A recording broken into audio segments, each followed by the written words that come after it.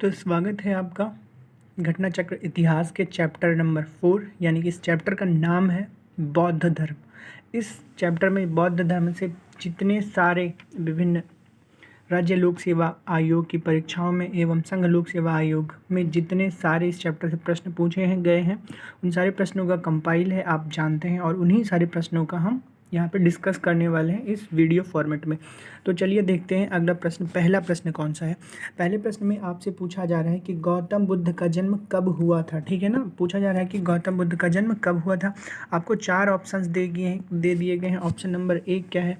Option number ए है हमारा 563 ईसा पूर्व, 558 ईसा पूर्व, 561 ईसा पूर्व या फिर 544 ईसा पूर्व। तो इसका जो सही उत्तर होने वाला है वो उत्तर नंबर ए हो जाएगा आपका, यानी कि 563 ईसा पूर्व। अगर इसका हम कंप्लीट एक्सप्लेनेशन देखें तो हमें क्या बताया जा रहा है, इस प्रश्न में बताया जा रहा है इसके एक्सप्लेनेशन यानी कि इसके तो देखिए क्या है, कह रहे हैं कि गौतम बुद्ध का जन्म कपिलवस्तु के निकट लुम्बिनी में कब हुआ था? 563 ईसा पूर्व में हुआ था। कि पिता का क्या नाम था? सुद्धोधन, जो कि शाक्य गण के प्रधान थे। पूछा जाता है कि किस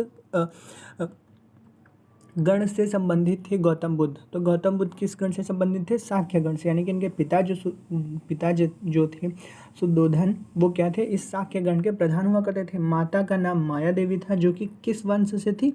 कोलीय वंश से, यानी कि कोलीय गणराज्य की कन्या थी। एवं 29 वर्ष की अवस्था में इन्होंने गृह त्याग दिया था, जिसे बौद्ध धर्म ग्रंथों में महाविनिष्क्रमण की संज्ञा दी गई है। इस एक्सप्लेनेशन में आपको 3 बड़ी बातें कि इनका जन्म कब हुआ था? 563 ईसा पूर्व में। इनका वंश यानी कि इनका जो कुल था वो क्या कुल था? शाक्य गण के थे। ठीक है ना, इनका जो गण था यानी कि वो कौन सा था? शाक्य गण के प्रधान थे। और माता जो थी इनकी, माता का नाम था माया देवी, एवं माया देवी का जो वंश था वो कोलीय वंश या गण जो था वो कोलीय गण की ये कन्या हुआ करती थी। 29 वर्ष की अवस्था में गौतम बुद्ध ने अपना गृह त्याग दिया था, जो कि महाविनिष्क्रमण कहलाया था। चलिए क्वेश्चन नंबर 2 देखते हैं। इस प्रश्न में आपको ये बताना है कि बुद्ध के जीवन के निम्न घटना को महाविनिष्क्रमण के रूप में जाना जाता है, यानी कि गौतम बुद्ध के जन्म की किस घटना को महाविनिष्क्रमण के रूप में जाना जाता है? उनका महापरिनिर्वाण, उनका जन्म, उनका गृह त्याग या फिर उनका उद्बोधन। तो हमने इसको एग्जैक्ट अभी तुरंत देखा अगले प्रश्न में, यानी कि यहाँ पे उनका जो गृह त्याग हुआ था, गृह त्याग ही उनका क्या कहलाता है? उनका महाविनिष्क्रमण कहलाता था। 29 वर्ष की अवस्था में उन्होंने गृह को त्याग दिया था। तो चलिए इसका एक्सप्लेनेशन देखें। एक्सप्लेनेशन ऊपर दिया गया है, ठीक है ना, जो हमने डिस्कस किया कि उन्होंने 29 वर्ष की अवस्था में ज्ञान प्राप्ति के लिए अपने गृह को त्यागा था, जो कि महाविनिष्क्रमण कहलाता है। चलिए नेक्स्ट क्वेश्चन देखते हैं। कहा जा रहा है कि गौतम बुद्ध की माँ किस वंश से संबंधित थी। ठीक है ना, तो हमने अभी डिस्कस किया था। अगर ऑप्शंस देख लेते हैं, शाक्य वंश से, माया वंश से, लिच्छवी वंश से या कोलीय वंश से। तो इसका जो आंसर होने वाला है आंसर नंबर डी हो जाएगा, यानी कि गौतम बुद्ध की माँ जो थी वो कोलीय राज से थी एवं कोलीय वंश की कन्या थी। ठीक है ना, इसका भी एक्सप्लेनेशन ऊपर ही हमने डिस्कस कर लिया था। चलिए क्वेश्चन नंबर नेक्स्ट देखते हैं। इस प्रश्न में पूछा जा रहा है कि बुद्ध का जन्म हुआ था, यानी कि वह स्थान कौन सा था जहाँ पे महात्मा बुद्ध का जन्म हुआ था? वैशाली था, लुम्बिनी था, कपिल वस्तु था, या फिर आपका answer number question number option number D है पाटलिपुत्र। तो इसका जो एग्जैक्ट आंसर होने वाला है वो आंसर हो जाएगा लुम्बिनी। ठीक है ना, यानी कि महात्मा बुद्ध का जो जन्म हुआ था वो कहाँ हुआ था? लुम्बिनी में हुआ था। अब इसके अगर हम नेक्स्ट प्रश्न पे देखते हैं तो अगले प्रश्न में हमसे पूछा जा रहा है कि निम्न में से कौन सा नाम बुद्ध का दूसरा नाम है? ऑप्शन है हमारे, पहला है पार्थ, दूसरा है प्रसन्न, और फिर उसके बाद ऑप्शन नंबर सी है हमारा मिहिर, ऑप्शन नंबर डी है गुड कोश। तो इसका जो एग्जैक्ट आंसर होने वाला है वो आंसर हो जाएगा ऑप्शन नंबर ई, इनमें से कोई नहीं। यानी कि जो गौतम बुद्ध के बचपन का नाम था, ऊपर दिए गए सभी ऑप्शंस में से कोई भी मैच नहीं करते हैं। उनका नाम ना तो मिहिर था, ना तो गुडकोश था, और ना ही उनका नाम जो है पार्थ था, और ना ही प्रछन्न था। वास्तव में इसका एग्जैक्ट जो आंसर होने वाला है वो हम एक्सप्लेनेशन में देखेंगे। बताया जा रहा है कि गौतम बुद्ध के बचपन का नाम जो था वो क्या था? सिद्धार्थ था। ठीक है ना, बचपन का क्या नाम था? गौतम बुद्ध के बचपन का नाम सिद्धार्थ था। इन्हें शाक्य मुनि, तथागत आदि नामों से भी जाना जाता था। आदि गुरु शंकराचार्य को प्रसन्न या बौद्ध या छिपा हुआ बुद्धमार्गी कहा जाता है। ठीक है ना, किसको प्रछन्न बौद्ध या छिपा हुआ बुद्धमार्गी कहा जाता है? शंकराचार्य को। अतः पार्थ, प्रछन्न, मिहिर या गुडकोस भगवान बुद्ध के अन्य नाम नहीं है। ठीक ना। अब अतः जो हमारा विकल्प ई होगा वो सही आंसर होगा। वास्तव में हमने बताया जो गौतम बुद्ध के बचपन का नाम था क्या था?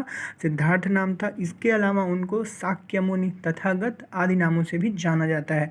और अगर बात करें जो ऑप्शंस दिए गए थे जैसे कि पार्थ, प्रछन्न, मिहिर कोश, गुडकोश, ये भगवान बुद्ध के अन्य नाम नहीं है। ठीक ना।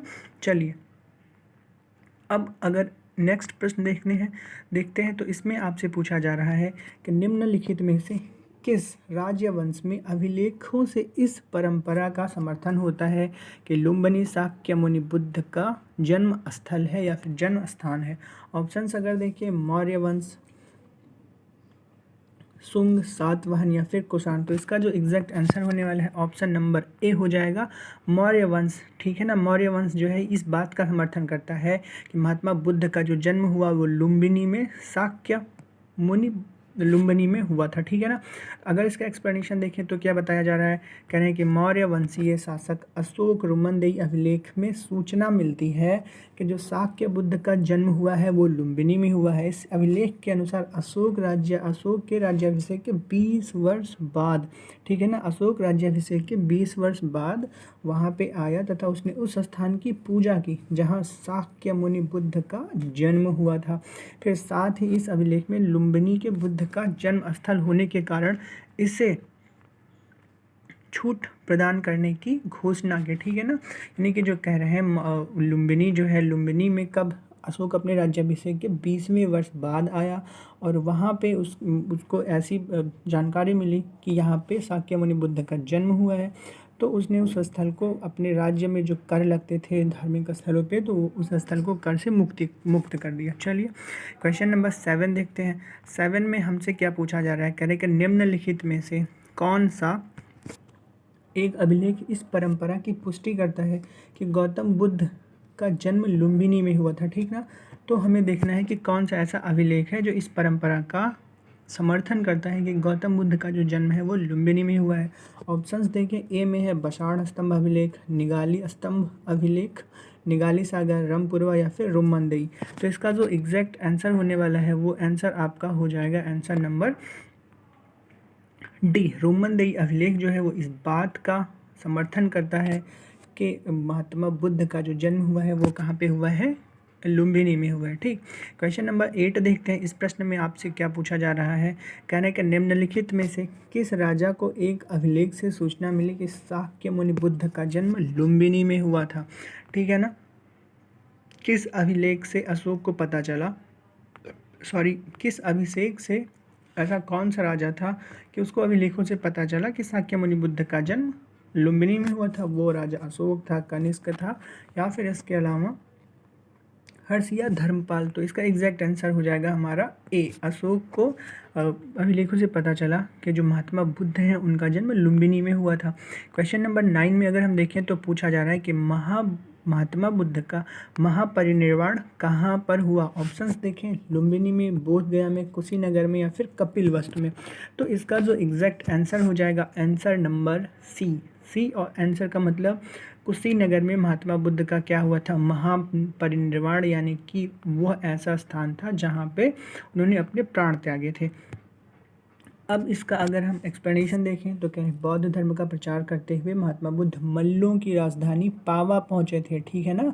यानी कि पावा किसकी राजधानी थी? मल्लों की राजधानी थी, जहां वे चुंद नामक लुहार की अम्र वाटिका में ठहरे थे। ठीक ना। उन्होंने बुद्ध को सूकर मादो खाने को दिया। चुंद नामक लुहार ने अपने अम्र वाटिका में महात्मा बुद्ध को क्या दिया? सूकर मद्दो खाने को दिया। इससे उन्हें रक्त तिसार हो गया और भयानक पीड़ा उत्पन्न हुई। इस वेदना के बाद वह कुशीनारा, जो कि मल्ल गणराज्य की राजधानी थी, वहाँ पर पहुँचे और यहीं पर उन्हें 483 ईसा पूर्व में 80 वर्ष की अवस्था में उन्हें अपना शरीर त्याग दिया, जो कि बौद्ध धर्म में क्या कहलाता है? ये महापरिनिर्वाण कहलाता है। ठीक ना।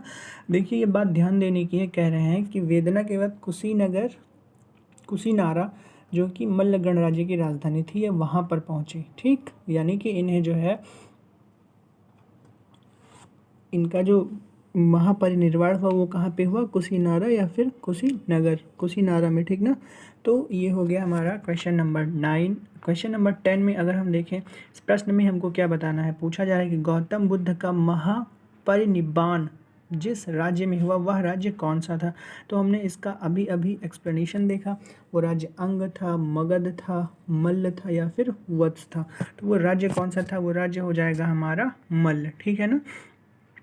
यानी कि अगर वो कुशीनारा आ जाए या फिर मल्ल गणराज्य आ जाए तो हमारा क्या होगा आंसर, मल्ल गणराज्य की राजधानी, ठीक है ना, क्या थी हमारी, कुशीनारा थी, और वो पूरा स्टेट कौन सा था, वो मल्ल था। चलिए क्वेश्चन नंबर 11 देखते हैं। इस प्रश्न में हमको ये बताना है कि गौतम बुद्ध ने किस स्थान पर निर्वाण प्राप्त किया। ऑप्शंस अगर हैं, ऑप्शंस हम देख लेते हैं, कुशीनारा में, श्रावस्ती में, लुम्बिनी में या सारनाथ में। तो इसका जो एग्जैक्ट आंसर होने वाला है वो आंसर हो जाएगा हमारा कुशीनारा में, ठीक ना। अब अगर इसका एक्सप्लेनेशन देखें तो कहा जा रहा है कि बौद्ध धर्म में सांसारिक दुखों से मुक्ति या दुख निरोध को ही निर्वाण माना गया है। बुद्ध को सांसारिक दुखों से मुक्ति यानी निर्वाण अर्थात ज्ञान की प्राप्ति के समय ही हुआ, जो कि बोध गया में प्राप्त हुआ था। इस प्रश्न में हमसे पूछा जा रहा है कि निर्वाण कब प्राप्त हुआ, ठीक है ना। निर्वाण का मतलब क्या होता है, कह रहे हैं कि निर्वाण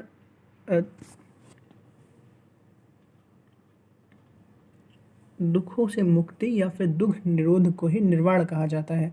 तो कह रहे हैं कि बुद्ध को सांसारिक दुखों से मुक्ति यानी कि निर्वाण ज्ञान प्राप्ति के समय ही हुआ था, ठीक है ना।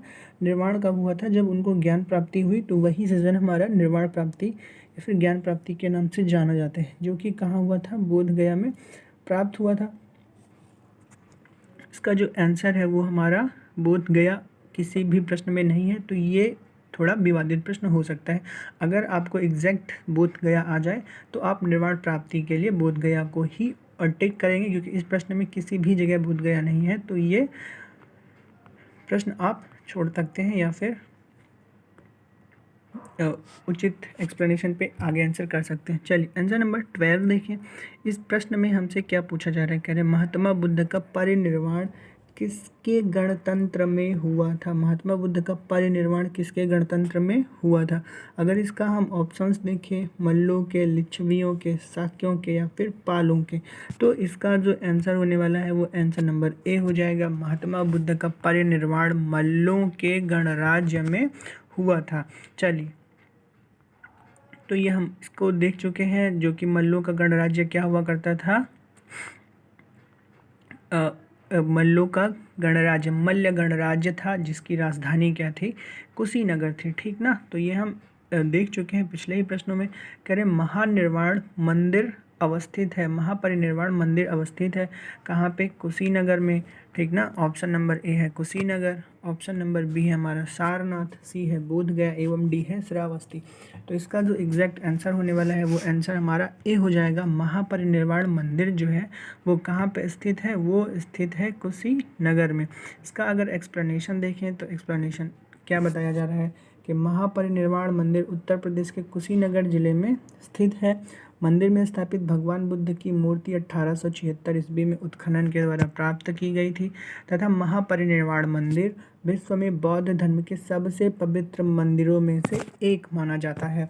चलिए क्वेश्चन नंबर नेक्स्ट देखते हैं। क्वेश्चन नंबर 14 है। इस प्रश्न में आपको ये बताना है कि निम्नलिखित राज्यों में से किनका संबंध बुद्ध के जीवन से था, ठीक है ना। वो है अवंती, गंधार, कोसल एवं मगध, ठीक ना। तो ये आपको दिए गए हैं ऑप्शंस, और इन्हीं में से जो जो स्थान बुद्ध से संबंधित थे को आपको आंसर करने हैं। तो इसका जो आंसर होने वाला है वो आंसर नंबर सी हो जाएगा, यानी कि ऑप्शन नंबर 3 एवं 4 कोसल एवं मगध जो है वो सीधे सीधे महात्मा बुद्ध से संबंधित हैं, ठीक है ना। अब कोसल और मगध में हम देखते हैं, कोसल एवं मगध जनपदों का संबंध बुद्ध के जीवन से था।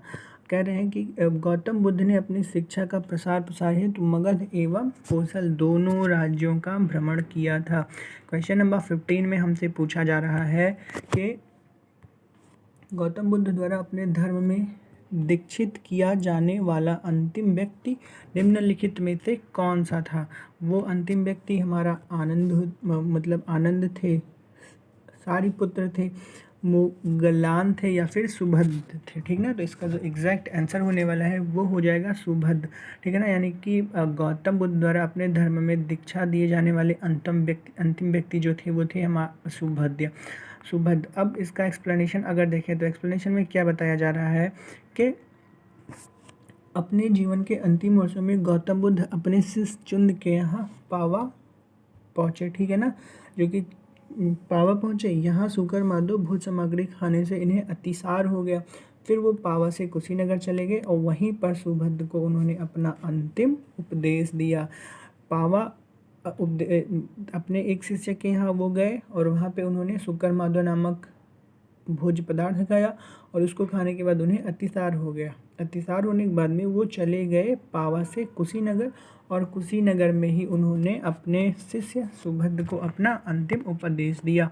क्वेश्चन नंबर 16 में आपसे पूछा जा रहा है कि बुद्ध द्वारा रूपांतरित निम्न व्यक्तियों में से कौन सा अंतिम था, ठीक है ना। ऑप्शंस अगर देखें आनंद, वासुमित्र, गोसल या फिर सुभद्र। तो इसका जो आंसर होने वाला है वो आंसर नंबर डी हो जाएगा। बुद्ध द्वारा रूपांतरित निम्न व्यक्तियों में से कौन सा अंतिम था, तो वो हो जाएगा सुभद्र। अब क्वेश्चन नंबर 17 देखें तो इस प्रश्न में हमसे पूछा जा रहा है कि बुद्ध ने अपने जीवन की अंतिम वर्षा ऋतु कहाँ बिताई थी, ठीक है ना। बुद्ध ने अपने जीवन की अंतिम वर्षा ऋतु कहाँ बिताई थी। अगर इसके हम ऑप्शंस देखें तो है श्रावस्ती में, वैशाली में, कुशीनगर में या फिर सारनाथ में। अगर इसका सारनाथ में, तो इसका जो एग्जैक्ट आंसर होने वाला है वो आंसर नंबर हमारा बी हो जाएगा। बुद्ध ने अपने जीवन की अंतिम वर्षा वैशाली में बिताई थी। एक्सप्लेनेशन अगर देखें तो बताया जा रहा है कि महापरिनिब्बाण या फिर महापरिनिर्वाण सूक्त से उन्हें जीवन के विविध आयाम एवं काल का निर्धारण किया जाता है, ठीक है ना। उनके जीवन के विभिन्न आयाम एवं कालों का निर्धारण किया जाता है, जिसके अनुसार बुद्ध ने अपने जीवन की अंतिम वर्षा ऋतु वैशाली में बिताई थी। क्वेश्चन नंबर 18 में हमसे पूछा जा रहा है कि निम्नलिखित में से कौन सा बौद्ध मत में निर्वाण की अवधारणा की सर्वश्रेष्ठ व्याख्या करता है, ठीक। अब ऑप्शंस देखें। ए है तृष्णा रूपी अग्नि का समन, स्वयं की पूर्णतः अस्तित्वहीनता। सी है परमानंद एवं विश्राम की स्थिति, एवं डी है हमारा धारणीय मानसिक अवस्था। तो इसका जो एग्जैक्ट आंसर होने वाला है वो आंसर हो जाएगा ए, यानी कि निर्वाण की जो अवधारणा है उसका सर्वश्रेष्ठ व्याख्या जो है वो हो जाएगा तृष्णा रूपी अग्नि का समन, ठीक। अगर एक्सप्लेनेशन देखें तो हमें बताया जा रहा है कि बुद्ध ने निर्वाण को मन में उस परम शांति के रूप में वर्णित किया है जो तृष्णा, क्रोध, दूसरी विषादकारी मनः स्थितियों से परे है। यह शांति तभी प्राप्त होती है जब वर्तमान इच्छाओं का कारण समाप्त हो जाए और भविष्य में पैदा हो सकने वाली इच्छाओं का जड़ से नाश हो जाए। निर्वाण में तृष्णा और द्वेष के कारण जड़ से समाप्त हो जाते हैं, ठीक है ना। कह रहे निर्वाण में तृष्णा और द्वेष के कारण जो है वो जड़ से समाप्त हो जाते हैं, जिससे मनुष्य सभी प्रकार के कष्टों या संसार में पुनर्जन्म के चक्र से छूट जाता है, ठीक है ना। फाइनली अगर देखा जाए तो इसमें यही बताया जा रहा है कि निर्वाण व्यक्ति के जीवन की एक ऐसी अवस्था होती है जिस अवस्था में मानव तृष्णा और द्वेष जिन जिन कारणों से होता है उन सब कारणों से उसे मुक्ति मिल जाती है और वो अपने जीवन में इच्छाओं की समाप्ति की ओर आगे बढ़ जाता है।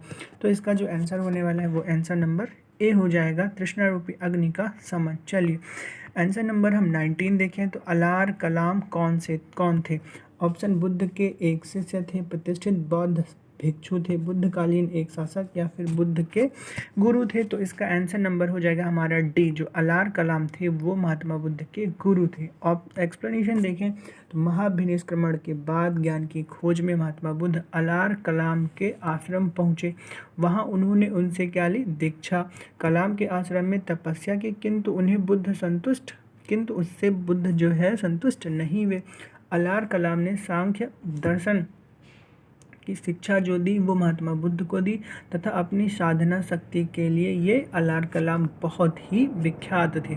क्वेश्चन नंबर 20 देखते हैं। इस प्रश्न में हमने ये बताना है कि महात्मा बुद्ध ने अपना पहला धर्म चक्र परिवर्तन किस स्थान पर दिया था? ठीक ना, ऑप्शन है हमारे लुम्बिनी, सारनाथ एवं थर्ड ऑप्शन यानी कि ऑप्शन नंबर सी पाटलिपुत्र एवं डी हमारा है वैशाली। तो इसका जो एग्जैक्ट आंसर होने वाला है आंसर नंबर बी यानी कि सारनाथ हो जाएगा। अगर हम इसका एक्सप्लेनेशन देखें तो हमें बताया जा रहा है कि ज्ञान प्राप्ति के पश्चात गौतम बुद्ध ने अपने मत का प्रचार प्रारंभ किया। अरुवेला में सबसे पहले ऋषि पत्तन यानी कि वर्तमान में सारनाथ वाराणसी के निकट में है। ऋषि पत्तन, सारनाथ का उस समय क्या नाम था? ऋषि पत्तन आए एवं यहाँ पर इन्होंने 5 सन्यासियों को पहला उपदेश दिया। इस उपदेश को ही हम धर्म चक्र प्रवर्तन कहते हैं, या फिर ये उपदेश देने की जो प्रक्रिया है ये महात्मा बुद्ध के जीवन के धर्मचक्र प्रवर्तन कहलाती है। क्वेश्चन नंबर 21 अगर हम देखें तो इस प्रश्न में हमसे ये पूछा जा रहा है कि बुद्ध ने अपना पहला उपदेश कहाँ पर दिया था? ऑप्शन है हमारे काशी में, सारनाथ में, कुशीनगर में एवं बोधगया में। तो हमने इसका एक्सप्लेनेशन तुरंत देखा कि महात्मा बुद्ध ने अपना प्रथम उपदेश कहाँ पर दिया था? सारनाथ पे दिया था, सारनाथ में। ठीक ना, अगर एक बार फिर से देखें तो कह रहे हैं कि मत का प्रचार प्रारंभ करने के लिए अरुवेला से वह सबसे पहले ऋषि पत्तन यानी कि आधुनिक सारनाथ आ गए और वहाँ पर वे 5 ब्राह्मण सन्यासियों को अपना पहला उपदेश दिए। क्वेश्चन नंबर 22 में आपसे पूछा जा रहा है कि सारनाथ में अपना प्रथम वचन किसे दिया? महात्मा बुद्ध ने अपना प्रथम वचन किसे दिया? महावीर को, सारनाथ में अपना प्रथम प्रवचन जो है वो किसने दिया था? महावीर ने, शंकराचार्य ने, महात्मा बुद्ध ने या फिर गुरु नानक ने? तो इसका जो आंसर होने वाला है वो आंसर नंबर सी हो जाएगा। सारनाथ में अपना प्रवचन किसने दिया? गुरु नानक ने, महात्मा बुद्ध ने। क्वेश्चन नंबर 23 जो आपसे क्या पूछा जा रहा है इस प्रश्न में, कह रहे हैं कि गौतम बुद्ध अपना प्रथम उपदेश कहाँ पर दिए थे? तो इसका भी आंसर सिंपल है, वो हो जाएगा हमारा सारनाथ, ऑप्शन सी दिया गया। क्वेश्चन नंबर 24 में आपसे पूछा जा रहा है कि ग्रंथों में उल्लिखित धर्म चक्र परावर्तन है। ठीक है ना, ऑप्शन जो है हमारे देख लेते हैं उनका। दर्शन धर्म चक्र मतलब बुद्ध का दर्शन, या फिर सारनाथ में दिया गया प्रथम उपदेश, उनके जीवन का आदर्श, या फिर बौद्ध अनुष्ठान। तो इसका जो आंसर होने वाला है वो क्या हो जाएगा? सारनाथ में उनके द्वारा दिया गया प्रथम उपदेश। इसको हम डिस्कस कर चुके हैं आगे के प्रश्न में। चलिए क्वेश्चन नंबर 25 देखते हैं। तो फिर से वही प्रश्न, धर्म चक्र परावर्तन किया गया था यानी कि धर्म चक्र परावर्तन किस स्थान पर किया गया था? ऑप्शंस सांची में, श्रावस्ती में, सारनाथ में या फिर वैशाली में। इसका जो एग्जैक्ट आंसर होने वाला है वो आंसर नंबर सी हो जाएगा, सारनाथ। चलिए क्वेश्चन नंबर 26 देखते हैं। इस प्रश्न में हमने ये बताना है कि बुद्ध ने सर्वाधिक उपदेश किस स्थान पर दिए थे? वो स्थान कौन सा है? वैशाली है, श्रावस्ती है, कौशाम्बी है या राजगृह है? तो आपका एग्जैक्ट आंसर होने वाला है वो श्रावस्ती हो जाएगा। यानी कि महात्मा बुद्ध ने सर्वाधिक उपदेश जो दिए थे वो श्रावस्ती में दिए थे। एक्सप्लेनेशन देखें करें, बुद्ध के सर्वाधिक शिष्य जो थे वो कोसल राज्य में हुए थे तथा यहाँ की राजधानी श्रावस्ती में ही इन्होंने सर्वाधिक उपदेश दिए। ठीक है ना, सर्वाधिक शिष्य कहाँ पे थे महात्मा बुद्ध के? कोसल राज्य में, और कोसल राज्य की राजधानी जो हुआ करती थी वो श्रावस्ती थी। अतः महात्मा बुद्ध ने श्रावस्ती में सर्वाधिक उपदेश दिए। क्वेश्चन नंबर हमारा 27 में हमसे ये पूछा जा रहा है कि बुद्ध कौशाम्बी किसके राज्यकाल में आए थे? सतानी के, उदयन के, बोधि के या फिर नीचाक्षु के? इसके ऑप्शंस अगर हम देखें तो हमारा देखा हमने सतानीक, उदयन, बोध एवं नीचाक्षु। तो इसका जो एग्जैक्ट आंसर होने वाला है वो आंसर नंबर हमारा बी हो जाएगा। यानी कि महात्मा बुद्ध कौशाम्बी उदयन के शासनकाल में या फिर उदयन के राज्यकाल में आए थे। अगर इसका हम एक्सप्लेनेशन देखें तो हमने क्या बताया जा रहा है, कह रहे हैं कि महात्मा बुद्ध वत्सराज उदयन के शासनकाल में कौशाम्बी आए थे। यहाँ उन्होंने 9वां विश्राम किया। तो उदयन ने पिंडोला भारद्वाज के प्रभाव से बौद्ध बनने के बाद घोषिता राम बिहार भिक्षु जो है वो संघ को दान में दे दिया था। क्वेश्चन नंबर 28 अगर हम देखते हैं तो इस प्रश्न में हमसे पूछा जा रहा है कि बुद्ध की मृत्यु के पश्चात प्रथम बौद्ध संगीत की अध्यक्षता की गई थी। इसके द्वारा महाकश्यप के द्वारा, धर्मसेन के द्वारा, अजातशत्रु के द्वारा या फिर नागसेन के द्वारा। तो इसका जो आंसर होने वाला है वो आंसर नंबर ए हो जाएगा, यानी कि बुद्ध के मृत्यु के पश्चात प्रथम बौद्ध संगीत की जो अध्यक्षता थी वो किया था महाकश्यप ने। अगर इसका हम एक्सप्लेनेशन देखें तो हमें ये बताया जा रहा है कि प्रथम बौद्ध संगीति जो है बुद्ध के मृत्यु के तत्काल बाद राजगृह की सप्तकर्णी गुफा में संपन्न हुई थी। समय मगध के शासक जो थे वो अजातशत्रु थे। इस संगीत की अध्यक्षता महाकश्यप ने की थी। इसमें बुद्ध के प्रमुख शिष्य जो शामिल हुए थे वो थे आनंद और उपाली। इसमें शिक्षाओं का संकलन हुआ तथा उन्हें सुत्त और विनय नामक 2 पिटकों में विभाजित कर दिया गया। आनंद तथा उपाली धर्म और विनय के प्रमाण माने जाते हैं, ठीक ना। तो हमने इस पूरे एक्सप्लेनेशन में ये देखा कि प्रथम बौद्ध संगीति जो है वो महात्मा बुद्ध की मृत्यु के तत्काल बाद संपन्न हुई। वो जगह कौन सी थी? वो जगह थी राजगृह की सप्तकर्णी गुफा। और वो राजा कौन सा था, शासक कौन सा था जिसने प्रथम बौद्ध संगीति संपन्न करवाई थी? वो शासक था अजातशत्रु, ठीक ना। और इस प्रथम बौद्ध संगीत की अध्यक्षता किसने की थी? महाकश्यप ने की थी। और कौन कौन से शिष्य थे जो इस संगीत में उपस्थित थे? तो आनंद और उपाली थे। और महात्मा बुद्ध की शिक्षाओं का जो संकलन हुआ वो 2 पिटकों के रूप में हुआ। वो कौन कौन से पिटक थे? सुत्त पिटक और अभी धम्म पिटक। और जो दोनों शिष्य इस संगीत में भाग लिए थे वो किसके प्रतीक या प्रमाण माने जाते हैं? धर्म और विनय के। तो चलिए क्वेश्चन नंबर 29 है। हमसे क्वेश्चन नंबर 29 में ये पूछा जा रहा है कि प्रथम बौद्ध परिषद का संचालन निम्नलिखित में से किस एक ने किया था? ऑप्शंस अगर देखें तो आनंद ने, महाकश्यप ने,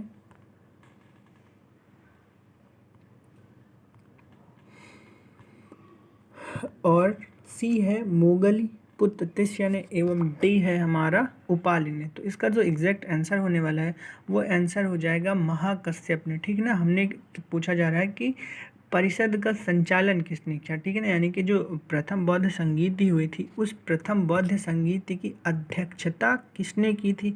तो अध्यक्षता करने वाले कौन से थे? महाकश्यप थे। अगर इसका हम एक्सप्लेनेशन देखें तो आप देखिए कहा जा रहा है कि ज्ञान प्राप्ति के बाद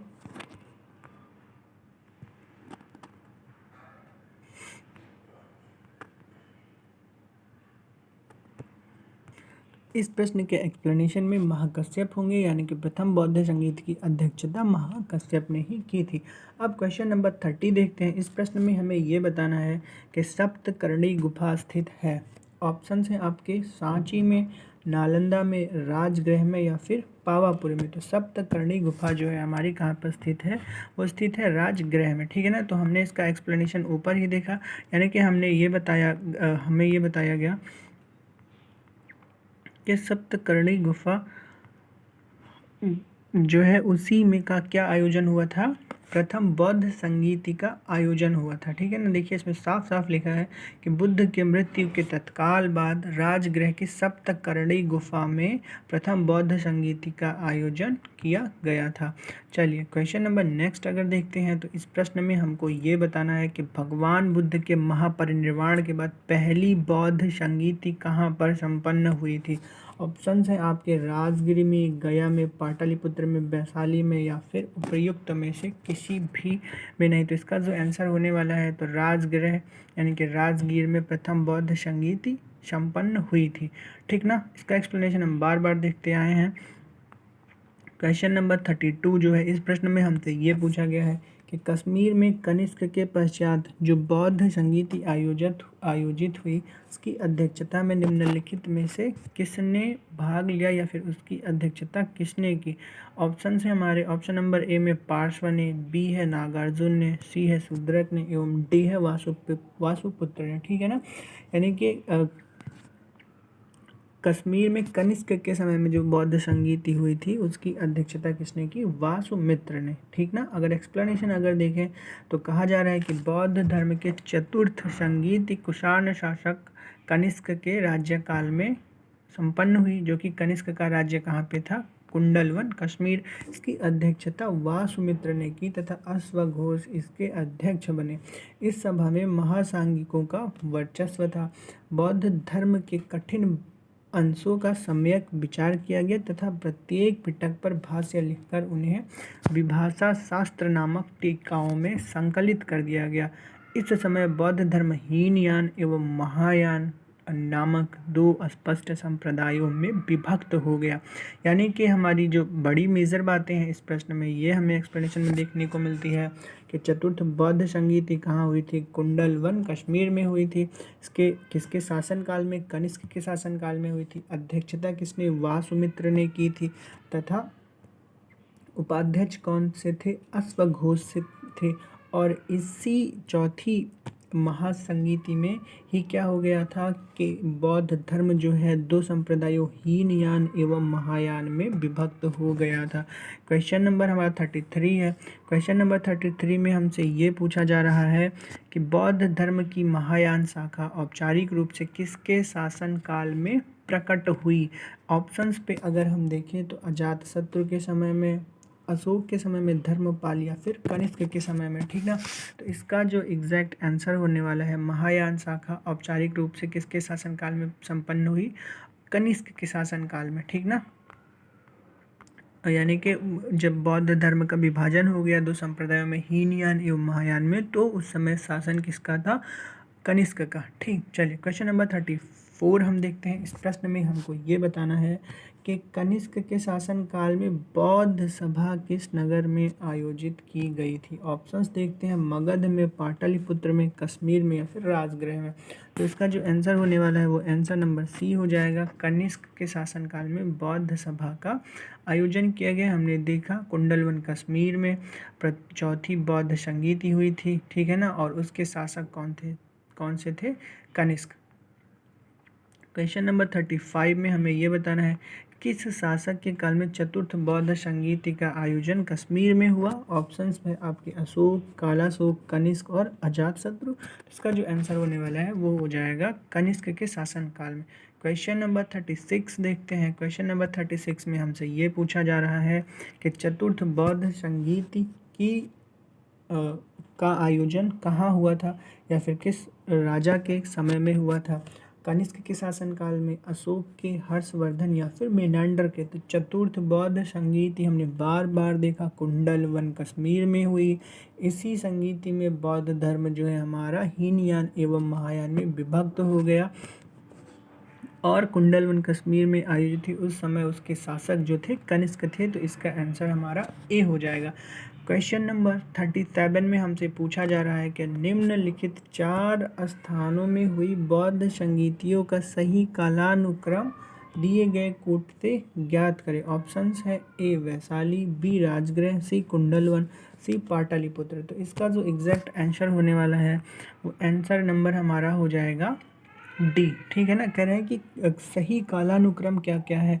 तो आंसर नंबर डी में सबसे पहले 2 यानी कि हमारा राजगृह हो जाएगा। सबसे प्रथम बौद्ध संगीति राजगृह में, दूसरी वैशाली में और तीसरी जो है हमारी पाटलिपुत्र में और अंतिम यानी चौथी बौद्ध संगीति कुंडलवन कश्मीर में आयोजित हुई थी।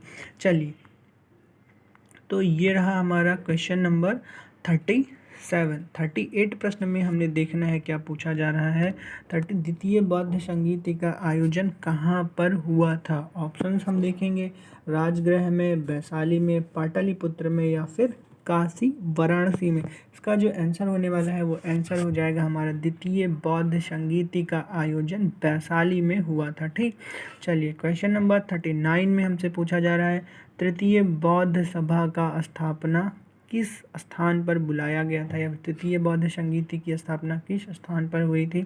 ऑप्शंस हैं हमारे। Option number A Takshashila, option B Sarnath, C Bodhgaya एवं डी पाटलिपुत्र। तो चतुर्थ बौद्ध संगीति जो थी यानी कि अंतिम बौद्ध संगीति वो पाटलिपुत्र में बुलाई गई थी। क्वेश्चन नंबर 40 में आपसे पूछा जाए प्रथम बौद्ध संगीति का आयोजन कहाँ पर हुआ था। ऑप्शंस हैं किसके शासनकाल में हुआ था। ऑप्शंस अगर देखें अनिरुद्ध के शासनकाल में, अजातशत्रु, बिंबिसार या उदयभद्र के शासनकाल में। तो इसका जो एग्जैक्ट आंसर होने वाला है आंसर नंबर बी हो जाएगा, यानी कि प्रथम बौद्ध संगीति का आयोजन अजातशत्रु के शासनकाल में हुआ था। क्वेश्चन नंबर 41 देखते हैं। इस प्रश्न में आपसे ये पूछा जा रहा है कि निम्नलिखित में से किस नगर में प्रथम बौद्ध सभा आयोजित की गई थी। ऑप्शंस देखते हैं, नालंदा में, गया में, राजगीर में या फिर बोध गया में। ठीक ना, कह रहे हैं कि प्रथम बौद्ध सभा आयोजित की गई थी। तो प्रथम बौद्ध सभा कहाँ आयोजित की गई थी? राजगिरी में। ठीक ना। क्वेश्चन नंबर 42 देखते हैं। 42 में पूछा जा रहा है कि निम्न में से किस शासक ने द्वितीय बौद्ध संगीति का आयोजन कराया था। ऑप्शंस अगर देखें, ऑप्शन है हमारा अजातशत्रु, बी है कालाशोक, सी है आनंद एवं डी है अशोक ने। ठीक ना। तो इस द्वितीय बौद्ध संगीति का आयोजन किसने कराया था? कालाशोक ने। तो आज के वीडियो में क्वेश्चन नंबर हमने 42 तक को कर लिया है, जो कि संघ लोक सेवा आयोग एवं विभिन्न राज्यों की लोक सेवा आयोग द्वारा आयोजित करी जाने वाली विभिन्न परीक्षाओं में पिछले 20 सालों में पूछे गए थे। तो आशा करता हूँ आप इन सारे क्वेश्चन से रूबरू हो गए होंगे और आने वाली परीक्षाओं में इनसे संबंधित कैसे भी घुमा के अगर प्रश्न आएंगे तो आपके उस उत्तर जो है वो डेफिनेटली 100% सही होने वाले हैं। पूरा वीडियो देखने के लिए बहुत बहुत धन्यवाद। अगर चैनल को सब्सक्राइब नहीं किया है तो ज़रूर सब्सक्राइब करें और अपने दोस्तों में भी वीडियो शेयर करें। धन्यवाद।